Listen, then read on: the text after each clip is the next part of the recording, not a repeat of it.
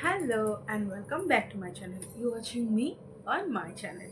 তোমাদের সবাইকে অনেক অনেক অনেক ওয়েলকাম আমার চ্যানেলে।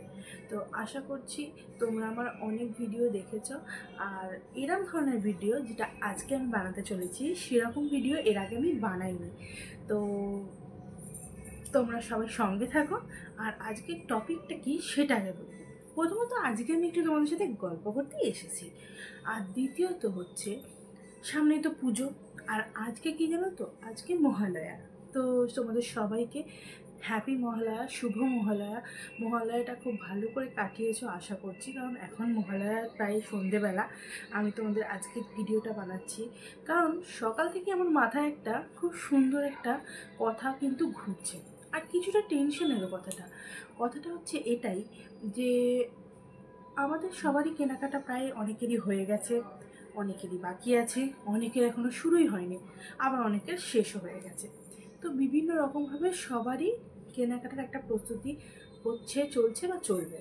তো যাই হোক, সেটা তো একটা বিষয় বটেই, কিন্তু তার সঙ্গে আমরা মেয়েরা, বিশেষ করে মেয়েরা অনেক কেনাকাটা তো করি, কিন্তু এই পুজোর কেনাকাটার পরে আমাদের কাবার্ড বলো, আলমারি বলো, ড্রেসিং টেবিল বলো, যা কিছু বলো, সব কিছু একদম গ্যাঞ্জাম প্যাকটা হয়ে যায়।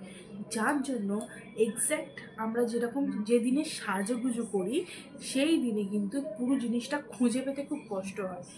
আরও একটা কথা, আমরা যে এই পুজোর সময়টা, যেমন ধরো ষষ্ঠী, সপ্তমী, অষ্টমী, নবমী, দশমী, পরপর বেরোতে থাকি, পরপর সাজুগুজুও করতে হয়, ড্রেসিংও করতে হয়, মানে ভ্যারাইটিস ড্রেস পরে পরে দেখতে হয় কোনটা ভালো লাগছে কোনটা না। কিন্তু এই সবের আগে আমি যেটা বলবো, আমরা মেয়েরা কিন্তু একটা বেসিক ভেবে নিই যে এই ড্রেসটা পরছি, এর সঙ্গে তাহলে ওই কানেরটা যাবে, এই হারটা যাবে, আর এইটা ওই দিনে পরবো। এটা কিন্তু কেউ মিথ্যে কথা বলতে পারবে না। আমরা সব মেয়েরাই একটা নর্মাল একটা প্ল্যান করে রাখি মাথার মধ্যে নিজেদের ড্রেসিং সেন্স নিয়ে। তো আমরা এই জিনিসটাকে যদি একটু গুছিয়ে নিই তাহলে কিন্তু আমাদের প্রবলেম হবে না।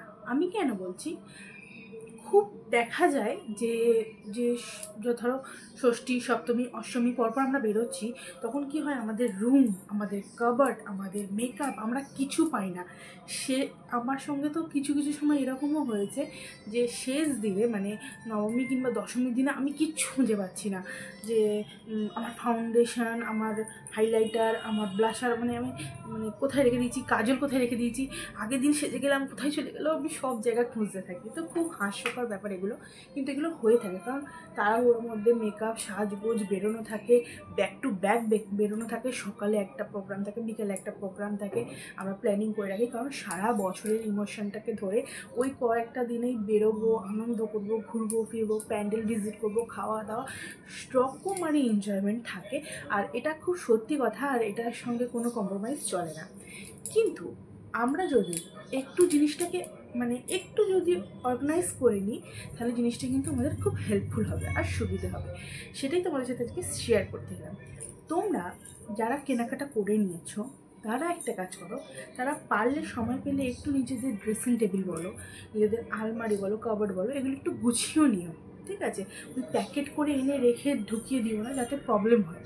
আর একটু ড্রেসগুলো পরে দেখে নিও, তারপরে তার সাথে মিক্স ম্যাচ করে নিও। আর খুব ভালো হয় যদি তোমরা একটা ল্যাগেজ ব্যাগ কিংবা একটা কোনো ব্যাগ রাখো, যে ব্যাগের মধ্যে ধরো তুমি ডিসাইড করলে যে এটা আমি সপ্তমীর দিন পরবো এই ড্রেসটা, তার সঙ্গে কিছু কানের, কিছু গয়না যেগুলো তুমি পরবে ওর সঙ্গে, বা ভেবে রেখেছো 2-3টে এর সঙ্গে যেতেও পারে না যেতেও পারে, তুমি একটু জাস্ট মাইন্ডে রাখো যে এটা আমি এখানে রেখেছি বলে। আর একটা প্যাকেট সিস্টেম করো, যে প্যাকেটের মধ্যে ওই জিনিসগুলো ঢোকাও। যেমন ধরো ধরো একটা ড্রেস তুমি ঢোকালে, ওর সঙ্গে ম্যাচিং ইয়াররিংস হলো, জুয়েলারি হলো, যা কিছু তুমি ঢোকালে, ওর ভিতরে প্যাকেটটা ঢোকালে, ওই প্যাকেটটা সপ্তমী বলে সিল করে লিখে দিয়ে একটা প্যাকেট রইলো। তারপরে সপ্তমীর পরে অষ্টমীর দিন সকালের একটা প্যাকেট করলে, অষ্টমীর দিন বিকালে একটা প্যাকেট করলে, কিংবা নবমীর দিন একটা প্যাকেট করলে, এরকম প্যাকেট করে নাও। যেদিন যেটা সাজবে, বেশি কিছু না, শুধু ড্রেস, তার সঙ্গে মেয়েদের যেগুলো দরকারি লাগে সেইগুলো, আর জুয়েলারি, কানের গয়না, এইগুলো ওর সঙ্গে সেটা ওটা রইলো। ক্লিপ, গার্ডার, এগুলো বিশাল প্রবলেম হয়। তোমরা যারা জানো, তারা যারা ভুক্তভোগী তারা আমার সাথে রিলেট করতে পারবে। তো এগুলো খুব শেষ মুহূর্তে শাড়ি যারা বিশেষ করে পরো, আমার তো পিন খুঁজে পাই না, আমি গোছা যখন গুছাই, ড্রেসিং টেবিল গুছাই তখন এত পিন পাই, কিন্তু যখন শাড়ি পরি তখন আমি একটা পিনও পাই না। ঠিক আছে, তো এরকম হতে থাকে আমাদের সঙ্গে, এটা আমাদের সঙ্গে হতে থাকবে। যাই হোক, তো এইটা ম্যানেজ খুব ভালো ম্যানেজ হয়ে যাবে। আর হ্যাঁ, এই তো প্যাকেট করলে করে একটা ব্যাগের মধ্যে একদম ফিক্স তোমার করে রেখে দিলে, আর সেই ব্যাগটাই তুমি খুলবে এবং একটা প্যাকেট বের করবে, পরবে, এবং পরে সেটা পরের দিন তুমি সুন্দরভাবে পাট করে তুমি জিনিসটা আবার রেখে দিতেও পারবে, বা পরে আয়রনে দিয়ে দিলে, পরে কাচতে দিলে, সেটা তোমার ব্যক্তিগত ব্যাপার। কিন্তু তোমার পরার সময় জিনিসটা কিন্তু তোমার কোনো প্রবলেম হবে না।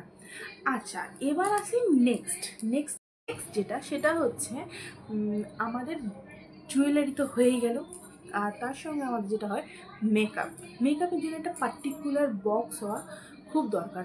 প্রথমেই বলে দেবো, তোমাদের যেটা রেগুলার তোমরা ইউজ করো বা অনেক দিন ধরে ইউজ করে থাকো, সেই জিনিসগুলোই কিন্তু তোমরা ইউজ করো। কারণ অনেক ক্ষেত্রে দেখা যায় পুজোর সময় বিভিন্ন জায়গায় বিভিন্ন রকমের অফার চলে, তাই জন্য আমরা বিভিন্ন রকমের প্রোডাক্ট ইউজ করি, বিভিন্ন রকমের প্রোডাক্ট লোভে করে কিনে নিই। মেয়েরা তো একটু সাজুগুজুর দিক থেকে একটু হয়ই, একটু অফার টফার পেলে নিয়ে নেয়, ইউজও করে নেয়। তো যাই হোক, তো সেইগুলো ইউজ করে নিই, তারপরে সেটা প্রবলেম হয় যেহেতু পরপর মেকআপ চলতে থাকে, মানে প্রত্যেক দিন ডে বাই ডে মেকআপ চলতে থাকে, তো আমাদের স্কিনে কিন্তু একটা ওটা এফেক্ট হয়। তো আমি তোমাদেরকে সাজেস্ট করবো, তোমরা যে মেকআপ ইউজ করো বা যে প্রোডাক্ট ইউজ করো বা যে ব্র্যান্ড ইউজ করো, তোমরা স্পেশালি কিন্তু ওই ব্র্যান্ডের উপরেই ফোকাস করে বা ওই প্রোডাক্টগুলোর উপরে ফোকাস করে নিজের মেকআপের যেটাই স্টাইলিং ভেবে রেখেছো সেটা কিন্তু করো।